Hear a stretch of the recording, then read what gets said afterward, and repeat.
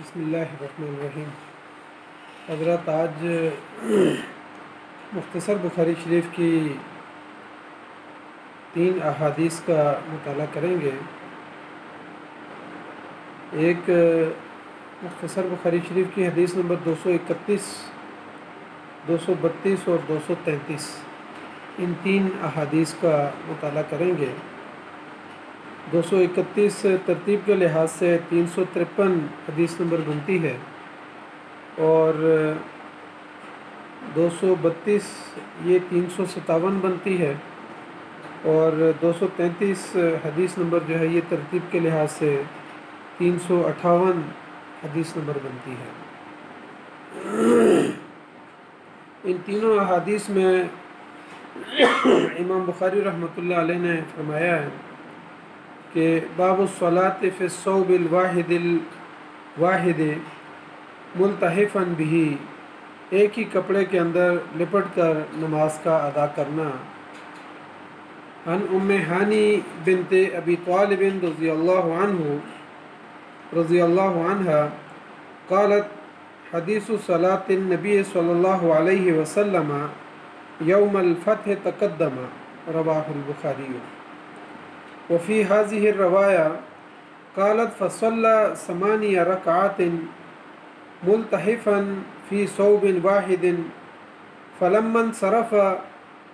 قلت يا رسول الله صلى الله عليه وسلم زعم ابن أمي أنه قاتل رجلا قد أجرته فلان بن هبيرة، فقال رسول الله صلى الله عليه وسلم قد أجرنا من أجرت يا أم هاني؟ قالت أم هاني ذاك الضحى، رواه البخاري۔ عن أبي هريرة رضي الله عنه أن سائلا سأل رسول الله صلى الله عليه وسلم عن الصلاة في ثوب واحد، فقال رسول الله صلى الله عليه وسلم أولكلكم ثوبان، رواہ البخاری۔ حضرت ام ہانی بنت ابی طالب کی وہ حدیث جس میں فتح مکہ کے دن نبی صلی اللہ علیہ وسلم کے ساتھ ان کی ملاقات ہوئی، تو یہ حدیث پہلے یہاں مختصر بخاری شریف کی حدیث نمبر 199 میں گزر چکی ہے۔ اس کی تفصیل انشاءاللہ ابھی تھوڑی دیر میں آ جائیں گی۔ اور دوسری حدیث میں جو ام ہانی فرماتی ہیں، جو اس حدیث کے اندر جو انہوں نے اضافہ کیا ہے، انہوں نے فرمایا کہ نبی صلی اللہ علیہ وسلم ایک ہی کپڑے کے اندر لپٹے ہوئے تھے، اور پھر آپ صلی اللہ علیہ وسلم نے 8 رکعت نماز پڑھی۔ جب آپ صلی اللہ علیہ وسلم نماز سے فارغ ہوئے تو میں نے نبی اکرم صلی اللہ علیہ وسلم سے عرض کیا کہ میرے مادرزاد بھائی یعنی حضرت علی رضی اللہ تعالیٰ عنہ کے بارے میں فرمایا کہ وہ ایک آدمی حبیرہ کے فلاں بیٹے کو قتل کرنے کا ارادہ رکھتے ہیں، حالانکہ میں نے اسے پناہ دی ہوئی ہے۔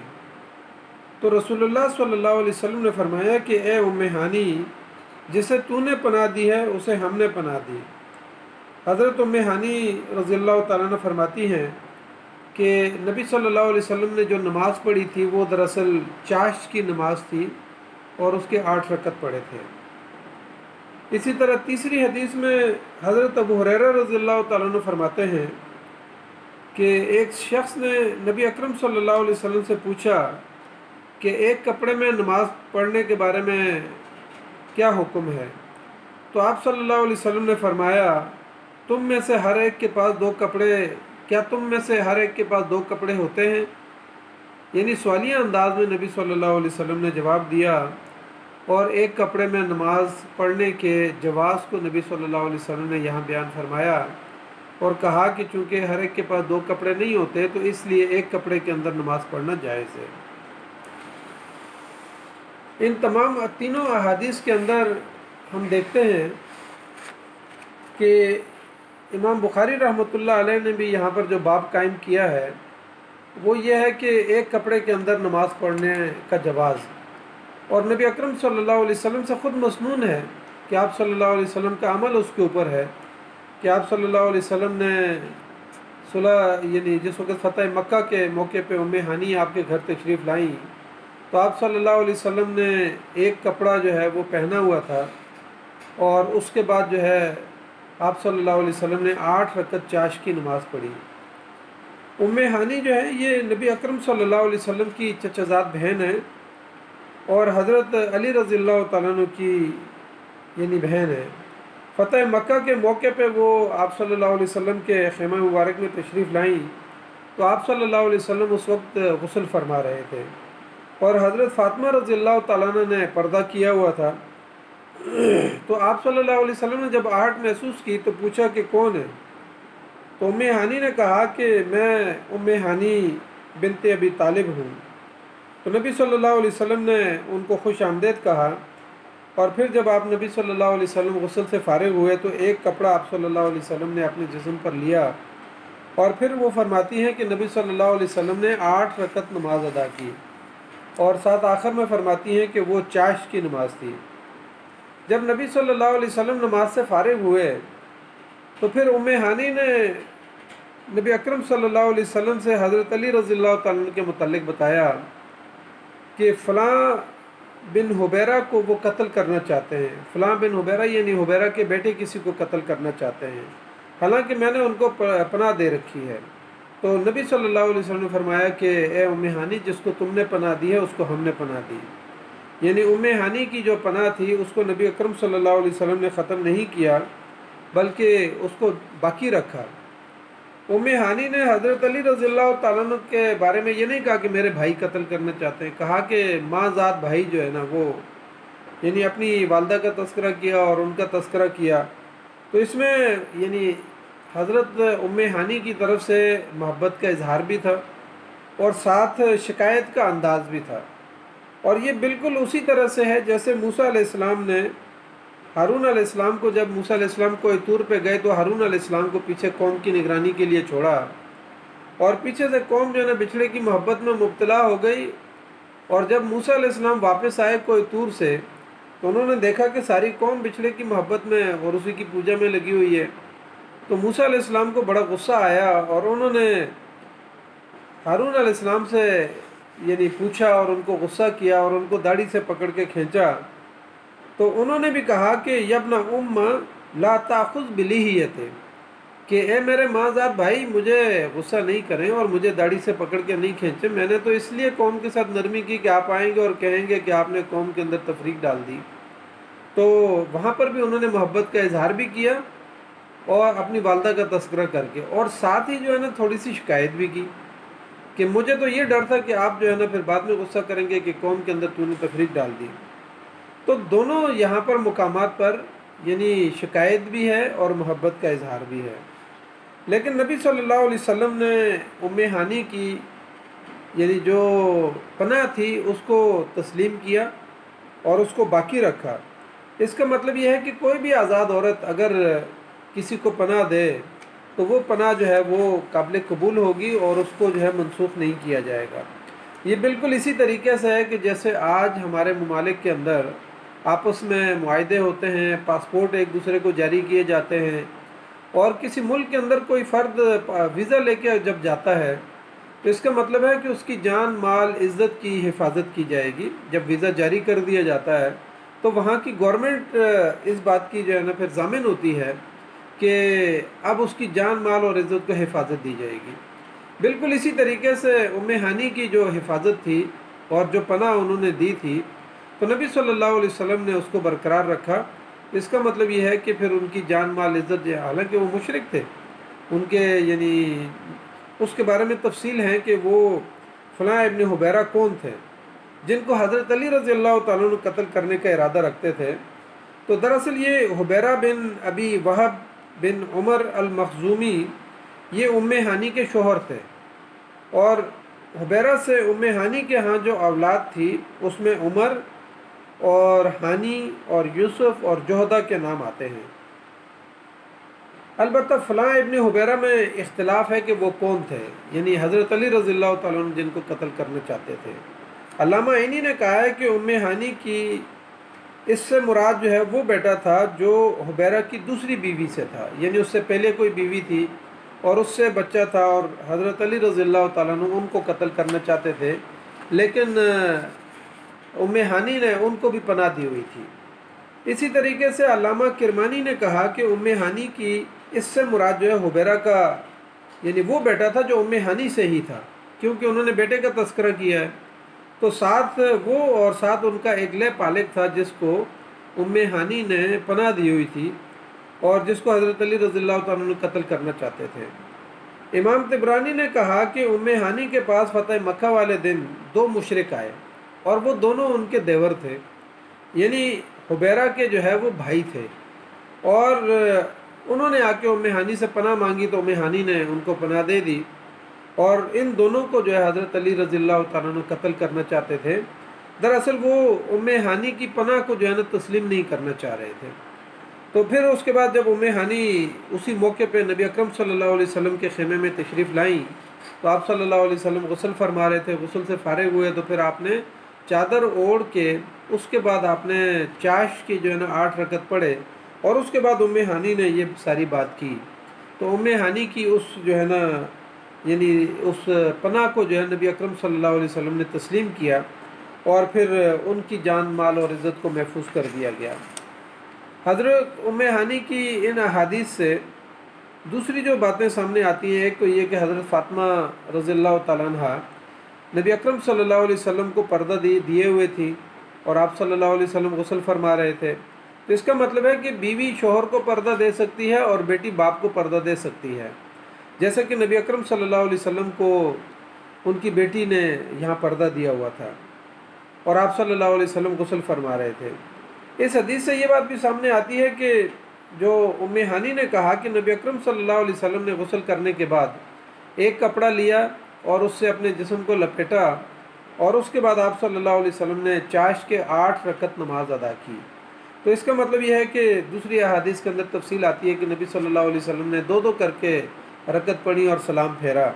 اور اس طریقے سے آپ صلی اللہ علیہ وسلم نے 8 رکعت نماز ادا کی۔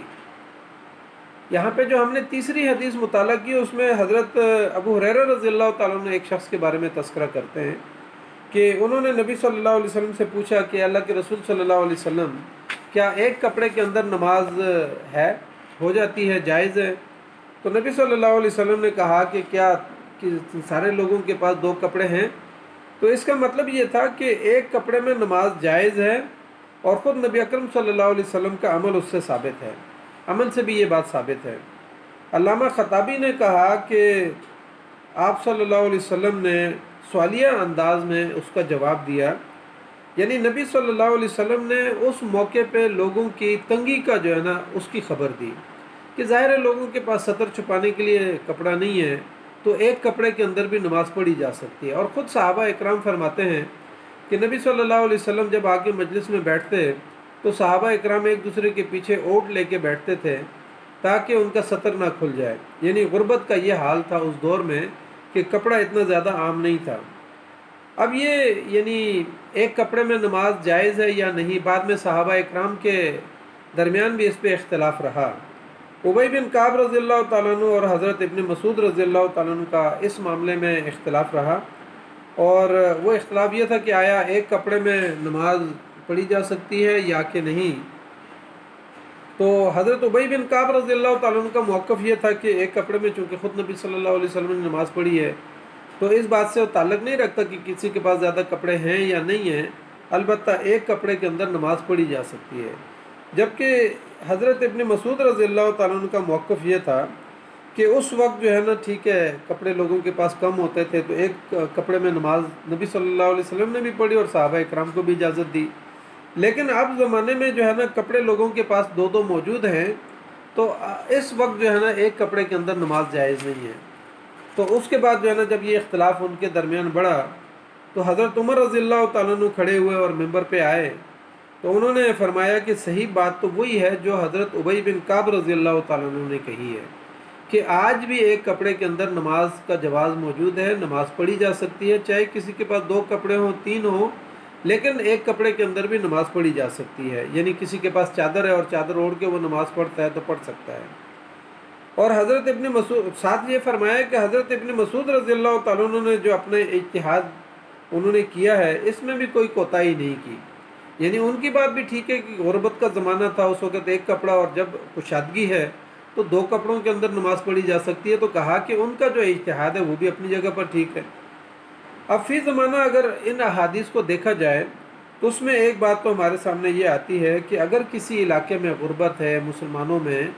تو وہاں پر کپڑے کی تنگی ہے، تو اس موقع پر، آج کے اس موقع پر بھی، اس زمانے میں بھی ایک کپڑے کے اندر نماز پڑھی جا سکتی ہے، لیکن وہ کپڑا ایسا ہونا چاہیے کہ وہ ساتر ہو۔ یعنی نبی اکرم صلی اللہ علیہ وسلم کی بعض احادیث میں آگے یہ بھی آئے گا کہ ایک ہی کپڑا جو ہے نا، یعنی اگر صرف اس سے کندھے نہیں چھپتے تو پھر بھی جو ہے نا نبی صلی اللہ علیہ وسلم نے منع کیا، لیکن اس پر بھی جو ہے نا متفق ہیں سارے لوگ کہ اگر کپڑا تھوڑا ہے، چھوٹا ہے، تو اس سے پھر صرف جو ہے نا ازار باندھ لیا جائے گا اور کندھوں کو خالی چھوڑ دیا جائے گا۔ لیکن اگر کپڑا وسیع ہے، خود نبی صلی اللہ علیہ وسلم نے فرمایا کہ اگر کپڑا کشادہ ہے، بڑی چادر ہے، تو پھر اس کو کندھوں پر بھی لے لیا جائے اور ازار کے طور پر بھی لے لیا جائے۔ پھر اسی طریقے سے یہ بات بھی سامنے آتی ہے کہ ام ہانی نے یہاں پر جو ہے نا دو افراد کو پناہ دی تھی، اور حضرت علی رضی اللہ تعالیٰ عنہ ان کو قتل کرنا چاہتے تھے، لیکن نبی اکرم صلی اللہ علیہ وسلم نے ام ہانی کی اس پناہ کو منسوخ نہیں کیا۔ تو یہاں پر یہ بات بھی سامنے آتی ہے کہ آج، یعنی یہ فتح مکہ کا موقع ہے، جس موقع پہ نبی اکرم صلی اللہ علیہ وسلم نے ام ہانی کی اس حق کو جو ہے نا برقرار رکھا۔ تو اگر آج کی دنیا میں دیکھا جائے کہ کوئی شخص کسی علاقے کو فتح کرے تو وہاں پہ جشن کے کیا سماع ہوتے ہیں، وہاں عورتوں کے ساتھ کیا حشر ہوتا ہے اور کس طریقے سے جشن منائے جاتے ہیں، لیکن اس موقع پر بھی نبی اکرم صلی اللہ علیہ وسلم نے عورتوں کے حقوق کا خیال رکھا کہ ام ہانی اگرچہ رشتہ دار بھی تھیں لیکن انہوں نے پناہ دی تھی مشرکین کو، دو مشرک تھے ان کے، چاہے وہ دیور تھے یا پرانا بیٹا تھا یا کوئی بھی تھا، وہ ابھی مسلمان تو نہیں ہوئے تھے، لیکن ان کو جب پناہ دے دی تو اس کے بعد جو ہے نا نبی صلی اللہ علیہ وسلم نے ام ہانی کے اس حق کو برقرار رکھا اور کہا کہ ام ہانی ہے، ام ہانی جس کو تم نے پناہ دی اس کو ہم نے پناہ دی۔ اور اسی طریقے سے نبی اکرم صلی اللہ علیہ وسلم نے جو باقی کفار کے سردار تھے، ابو سفیان رضی اللہ تعالیٰ عنہ، ابھی اگرچہ اس وقت تک وہ مسلمان نہیں ہوئے تھے، لیکن ان کے گھر کو بھی جو ہے نا مامون قرار دے دیا گیا تھا کہ جو ان کے گھر میں داخل ہو گیا وہ بھی امن سے ہو گیا۔ اور ساتھ یہ بھی فرمایا کہ بوڑھے ہیں، بچے ہیں، عورتیں ہیں، جو گھروں کے اندر رہے گا وہ بھی جو ہے نا امن سے رہے گا۔ اور صرف 5 افراد کے بارے میں نبی اکرم صلی اللہ علیہ وسلم نے اس موقع پہ ان کو قتل کرنے کا حکم دیا تھا کہ یہ جہاں بھی پائے جائیں ان کو قتل کر دیں، خواہ یہ خانہ کعبہ کے پردوں کے پیچھے کیوں نہ چھپے ہوئے ہوں۔ اور پھر ابن خطل کے بارے میں نبی اکرم صلی اللہ علیہ وسلم کو بتایا گیا کہ وہ خانہ کعبہ کے پردے اور دیوار کے درمیان اوپر ہے، تو نبی اکرم صلی اللہ علیہ وسلم نے کہا کہ اس کو وہیں قتل کر دیا جائے، اور مقام ابراہیم پہ پھر اس کو قتل کر دیا گیا۔ ظاہر ہے اس کے گناہ اتنے تھے، وہ اسلام لایا، پھر مرتد ہو گیا، پھر ڈاکے مارے، پھر اس کے بعد قاتل بھی تھا، اور نبی صلی اللہ علیہ وسلم کی حجو بھی کرتا تھا، تو اس وجہ سے اس کے بہت سارے گناہوں جرم جو ہے وہ اکٹھے ہو گئے تھے، اس لیے نبی صلی اللہ علیہ وسلم نے ان کو قتل کروایا۔ اور باقی 1-2 افراد کو بھی جو ہے نا صحابہ اکرام نے بازار میں کسی جگہ پر وہ ملے، ان کو بھی قتل کر دیا تھا۔ تو یعنی نبی اکرم صلی اللہ علیہ وسلم نے اس حدیث کے ذریعے سے یہ بات سامنے آتی ہے کہ نبی اکرم صلی اللہ علیہ وسلم، آج کے ہمارے معاشرے میں عورتوں کے حقوق کی بات کی جاتی ہے، لیکن نبی صلی اللہ علیہ وسلم نے عورتوں کے جو حقوق محفوظ کیے ہیں، یعنی فتح مکہ کے موقع پر بھی اور آخری وصیت کے اندر بھی نبی صلی اللہ علیہ وسلم نے عورتوں کے بارے میں ہی تاکید فرمائی کہ عورتوں کے ساتھ جو ہے نا نرمی کا سلوک کیا جائے، خواتین کے ساتھ نرمی سے، پیار سے، محبت سے ان کے ساتھ جو ہے نا زندگی گزاری جائے۔ تو بہرحال ان احادیث کے اندر جو ہمیں مسائل ملتے ہیں تو ہمیں آج کے اس دور کے اندر ہمیں ان پر عمل کرنا چاہیے۔ تو اللہ تعالیٰ سے دعا کرتے ہیں کہ اللہ تعالیٰ ہمیں ان احادیث کے اوپر عمل کرنے کی توفیق عطا فرمائے۔ جزاک اللہ خیر۔ السلام علیکم ورحمۃ اللہ وبرکاتہ۔